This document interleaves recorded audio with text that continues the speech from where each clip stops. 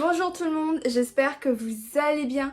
Moi ça va super, donc ça fait un petit moment que je n'ai pas tourné, que je suis pas face à vous suite au déménagement etc. Donc on peut voir que le décor a largement changé, voilà, hein, très clairement on est en plein déménagement avec mon copain, donc on est sur réaménagement de pièces etc. Donc là on a enfin une pièce où on peut mettre notre collection, donc c'est super génialissime. Donc bah, c'est parti pour une vidéo haul spéciale mois de juin. Go!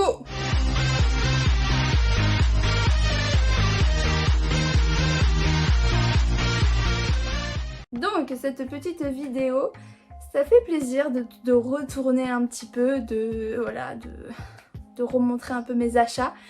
Donc ce mois-ci j'ai acheté entre 35 et 40 mangas. Donc voilà. J'ai fait plus d'achats que le mois dernier. Ça m'avait manqué de pas autant acheter, mais bon voilà, il faut toujours continuer à restreindre parce que y a toujours quelques trucs à acheter. Hein, ça ne changera pas. Mon décor du coup que vous pouvez voir là derrière, il va encore un peu bouger parce que j'attends du coup de commander une autre Mangatech. Donc là on peut voir qu'il y en a deux. Il y en aura une troisième et après je pourrais vous faire un peu un room tour tout simplement de cette pièce de collection. Donc on va commencer sans tarder, donc c'est parti d'abord avec une offre Kana pour tout ce qui est Sojo. Donc pour l'achat de 2 mangas de chez Kana, on obtenait un petit tote bag, hop, qui est juste magnifique. J'ai clairement acheté les mangas pour le tote bag, j'aime beaucoup. C'est plus économique, c'est plus responsable environnement. C'est vraiment pas mal parce que du coup bah, c'est pas de plastique. Et pour acheter ces mangas, c'est pratique. Franchement j'aime beaucoup ces petits sacs. C'est super mignon et c'est passe-partout. Donc en image on a quoi? On a So Charming, on a Comme les autres, on a Blue Spelling. Derrière on a We Love Be Lovely Fate, un petit ami trop parfait et ça reste entre nous. Voilà. Et du coup les mangas que j'avais acheté avec cette offre, c'est le tome 7 et 8 d'un petit ami trop parfait, donc de chez Kana évidemment. C'est très mignon, c'est un petit shoujo que j'ai mis du temps à me lancer dedans. Et voilà, après que dire de plus, c'est vraiment un shoujo classique où la fille c'est sa première relation, c'est du mignon, c'est du nan-nan, gnangnan. C'est voilà, c'est un petit régal. C'est toujours aussi chou, tu sais que quand tu le lis, tu passes un bon moment, que de la bonne humeur. Voilà, généralement, il n'y a pas beaucoup de disputes dedans, c'est voilà, c'est trop chou. Je vous montre un petit peu les dessins si vous voulez. Voilà, même les dessins, ils sont mignons. Je le conseille. Hop, et pour l'instant, il y a 11 tomes sortis. Là, le tome 11, il est sorti. Donc il faut que je rattrape un peu mon retard. Il me manque le 9, le 10 et le 11 du coup. Donc ensuite, pour rester chez Kana au niveau des shoujo, un manga que je viens d'acheter ce mois-ci, j'ai acheté aujourd'hui, c'est le tome 3 de Lovely Friends Zone. Donc du coup, je ne l'ai pas lu. Il est sorti aujourd'hui le 1er juillet. Donc voilà, je ne l'ai pas lu et je sais que c'est un manga qui me plaît, voilà, très clairement. J'ai pas pris le goodies, honte à moi. Ah si, attendez, il est juste là. Je me lève. Hop, je me lève et je reviens. Hop, c'est ceci. C'est une petite cocotte en papier en fait. Mais je m'attendais à un truc plus stylé. Bon, voilà. Et j'ai eu aussi un petit marque-page de José le tigre et les poissons. Voilà. C'est mignon, on prend. Donc pour ceux qui connaissent pas ce petit shoujo tout mignon, c'est l'histoire d'une jeune fille qui va du coup tomber amoureuse d'un lycéen et lui il va la considérer comme une amie en fait, donc il la voit pas comme une petite amie potentielle, donc c'est assez marrant de voir comment ils vont se mettre en couple. Mais j'adore la cover avec ses couleurs, par exemple le tome 1 et 2, le 1 il était bleu, le 2 il était jaune et là c'est vert, donc c'est très très joli. Hop. Ensuite toujours un Kana shoujo, c'est Mordu de toi, le tome 2. Donc j'avais présenté le tome 1, j'avais beaucoup aimé. Et du coup celui-là il est sorti aussi aujourd'hui, donc je ne l'ai pas lu. et franchement j'ai hâte de le lire. Donc si vous ne vous souvenez pas, c'est l'histoire d'une jeune fille qui est solaire et d'un garçon qui est carrément l'opposé, c'est un glaçon. Donc on va suivre un peu leur histoire d'amour.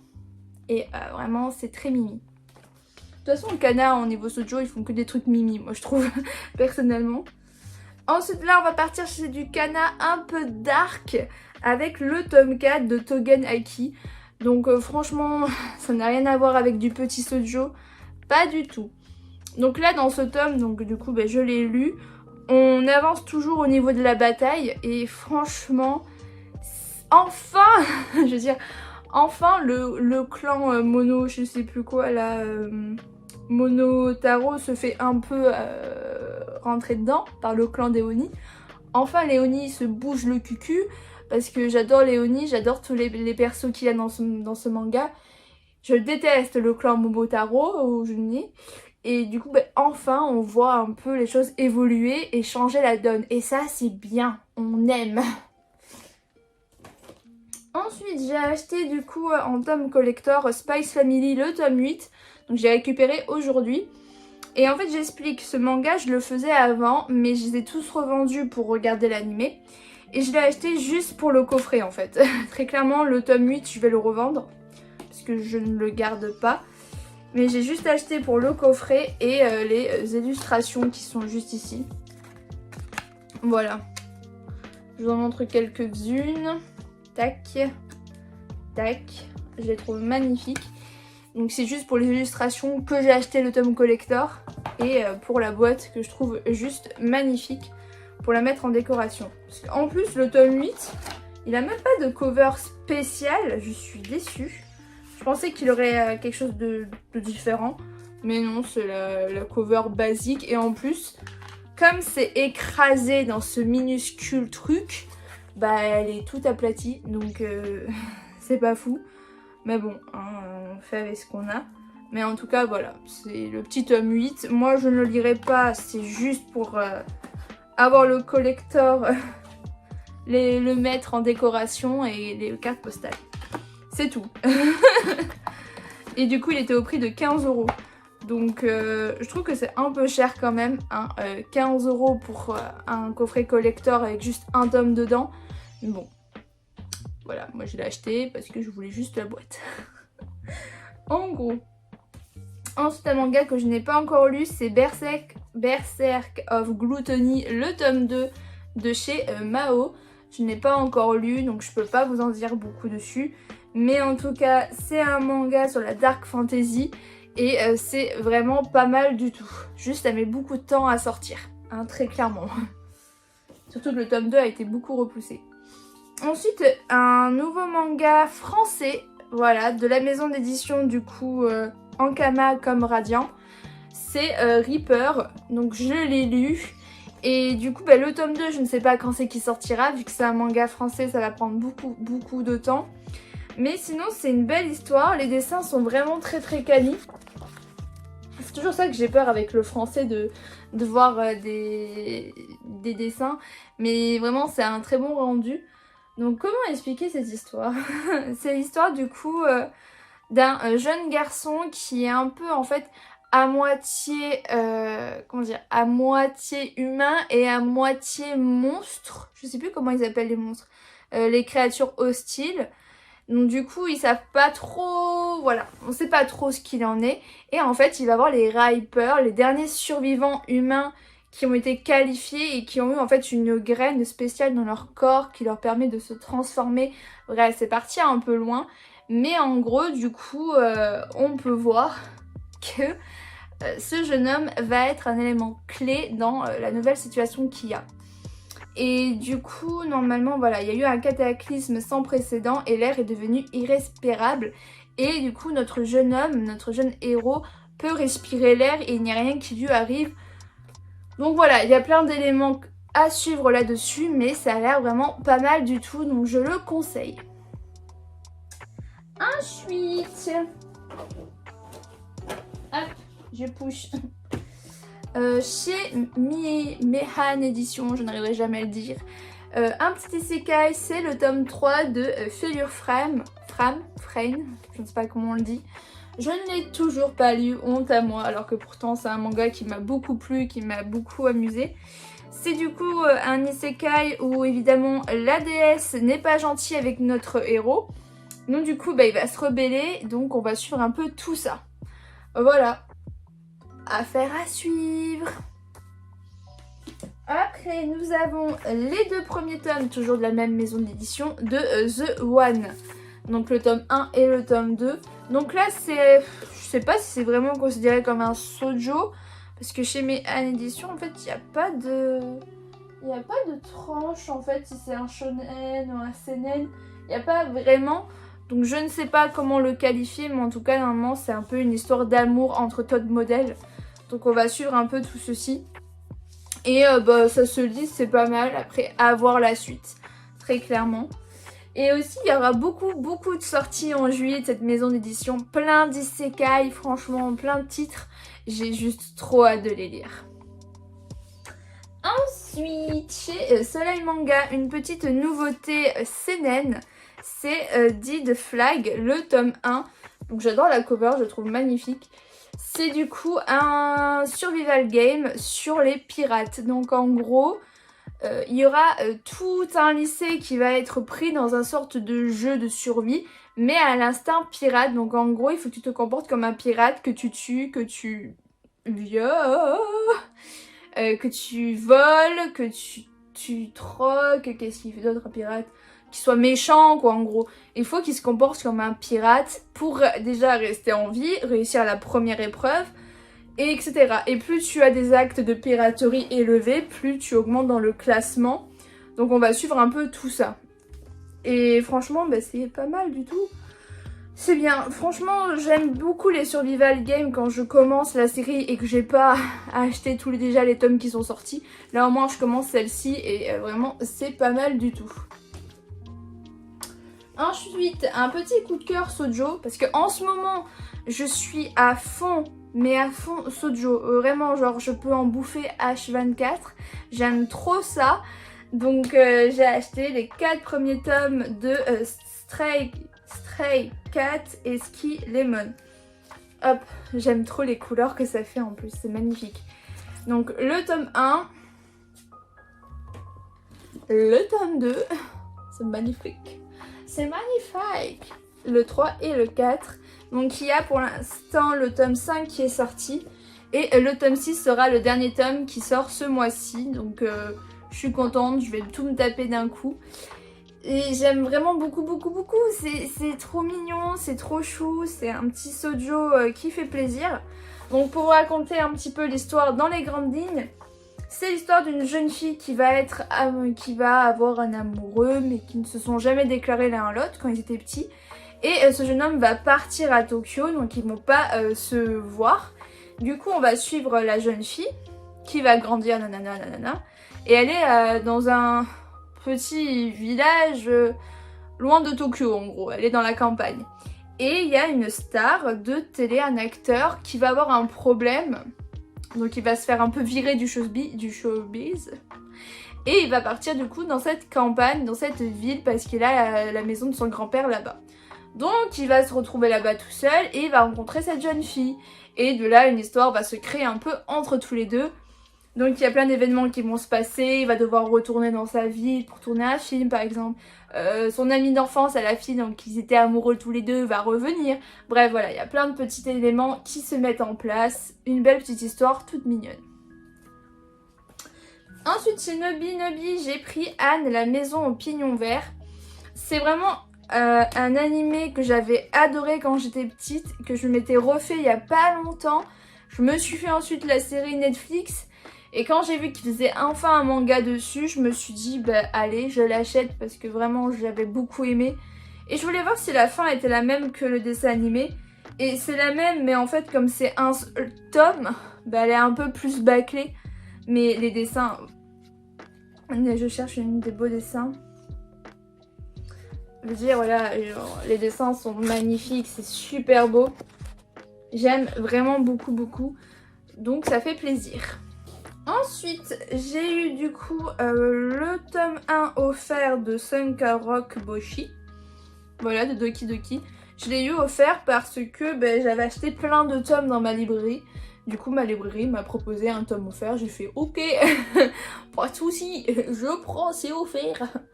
Donc voilà, je me suis dit autant essayer vu que j'adore Boichi, très clairement c'est vraiment un mangaka de folie, surtout Dr Stone que j'ai lu. Donc je me suis dit allez on va essayer, j'ai toujours voulu lire Senka Rock donc je me lance. Mais bon, pour l'instant je ne l'ai toujours pas lu donc je peux pas trop juger et vous dire ce qu'il en est. Mais j'ai hâte de le lire. Toujours de chez Doki Doki, j'ai pris Le Prince Alchimiste, donc c'est un isekai. Donc je vous en parlerai plus dans une vidéo isekai. Ensuite, de chez Komiku, on a H, le bâtisseur de civilisation. Donc c'est également un isekai, donc également je vous en parlerai dans la vidéo que je prépare. Voilà. Ensuite, de chez Kaze, nous avons deux petits mangas. Mashle, le tome 9 et Kaiju numéro 8, le tome 5. Donc super bien, franchement, toujours un bon délire, toujours un bon régal quand on les lit. Ça, une pépite, ça c'est bien, ça fait passer le temps, donc c'est aussi bien. Voilà, donc quoi dire de plus pour Mashle, voilà, l'histoire continue. Donc du coup là on est un petit peu sur un concours. C'est un examen pour être élu divin.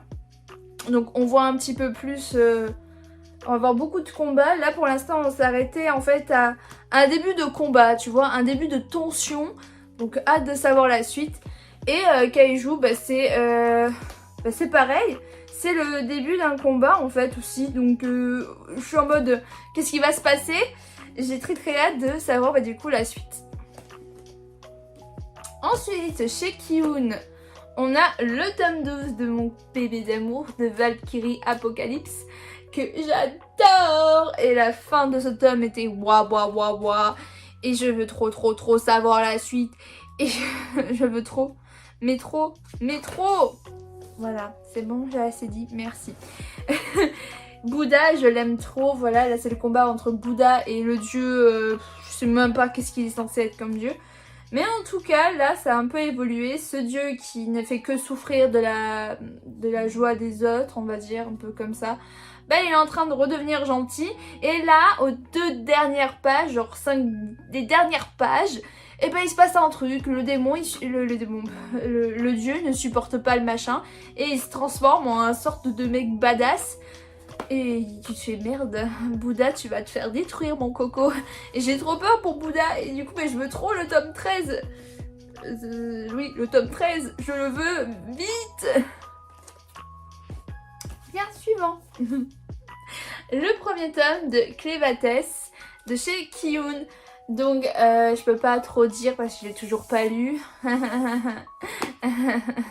Ça fait presque un mois depuis début juin que je l'ai. Je ne l'ai toujours pas lu. Pourtant, ça a l'air bien, hein, mais il faut juste que je me motive à le lire. C'est tout. Faut juste être motivé dans la vie. Donc, je vous en reparlerai plus quand je l'aurai lu. Mais en tout cas, c'est de la dark fantasy. Avec un démon imbattable qui va du coup se rapprocher des humains et découvrir un bébé humain. Voilà. Suivant. Le tome 22 de Beastar. Enfin, j'ai lu la fin. Enfin, je sais tout. Et je sais pas que je suis déçue, mais un petit peu... Voilà, on va dire que c'est un peu mitigé les gagas parce que je sais pas quoi en penser. Vraiment, je ne sais pas du tout quoi en penser de ce manga sur la fin. Je pensais que je sais pas. Je sais pas. Franchement, que ce soit la fin entre Legoshi et je sais plus le nom de la lapine ou Legoshi et Melon, je sais pas. Franchement, je m'attendais pas à cette fin. N'hésitez pas à me dire en commentaire si vous avez lu Beastar et que vous n'êtes pas non plus satisfait.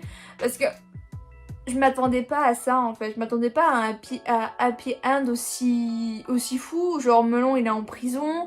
Legoshi il est avec sa lapine. Mais c'est pas la fin que je m'attendais. Ils sont en milieu romance, on sait même pas. On les voit même pas s'embrasser. Je veux dire on les voit même pas finaliser ou essayer de coucher en...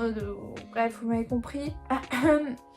Mais voilà, je trouve que c'est cool, je sais pas, je trouve qu'il manque quelque chose. Je suis assez perplexe sur cette fin. J'espère que la fin de Demon Slayer me fera pas pareil parce que sinon je vais avoir mal. Mais je sais pas, je suis encore sur un peu le choc.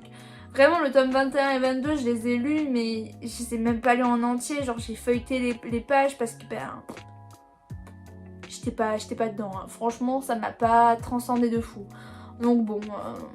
Après, c'est chacun son avis, hein, en tout cas. Mais je sais que c'est une best série et que franchement, l'avoir dans sa mangatech, c'est le best. Ensuite, une petite série de Delcourt Tokan, c'est Idri... Mon accent, il est tellement pourri. Dream, en plus c'est mon pseudo, Dream, et je sais même pas le dire, of Love, on va arrêter. Hein, voilà, les 3 premiers tomes, c'est une vieille série, hein. C'est un vieux shoujo. C'est l'époque où vous voyez, c'était comme ça en fait, ça s'appelait juste Tokan. Voilà, tu vois. Et le tome 3 est arrivé en Delcourt Tokan, la nouvelle genre tranche d'édition. Voilà, ce qui fait hyper dégueulasse dans la mangatech. Ah, on adore, une différence de taille.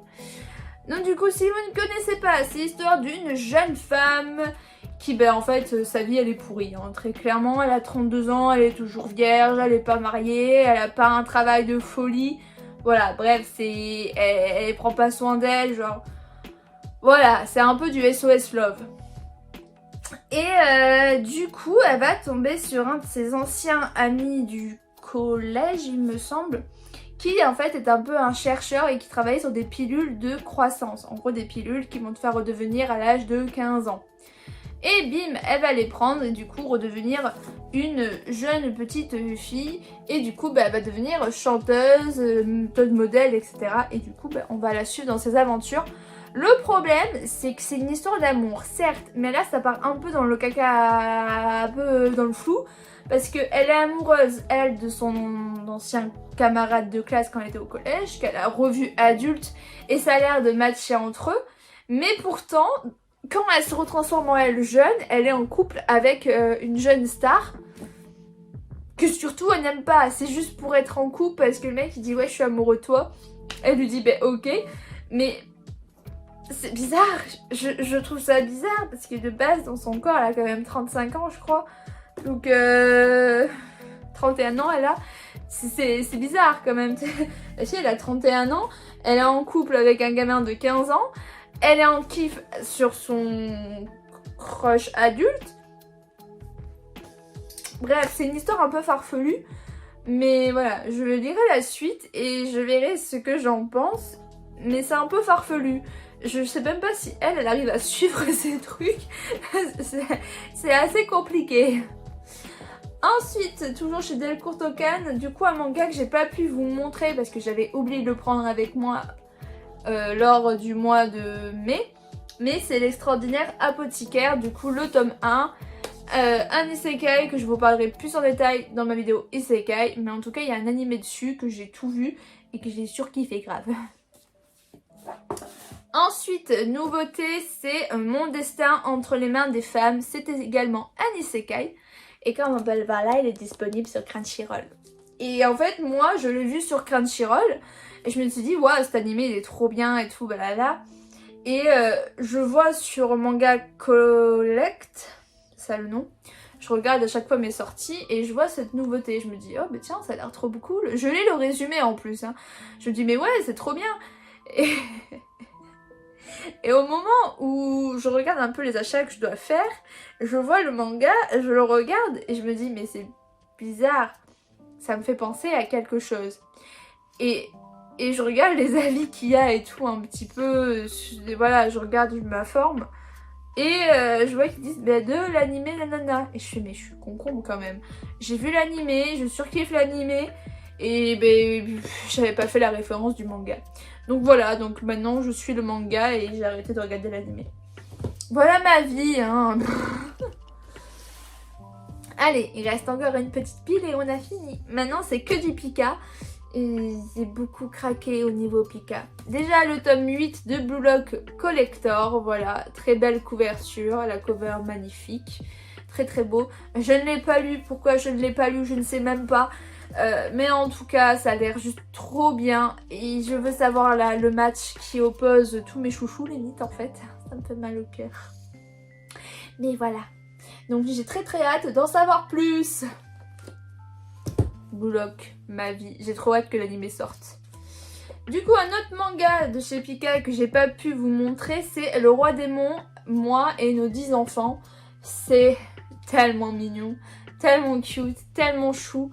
Donc je vous avais parlé dans mon haul du mois de mai que j'avais kiffé Vampire Dormitory.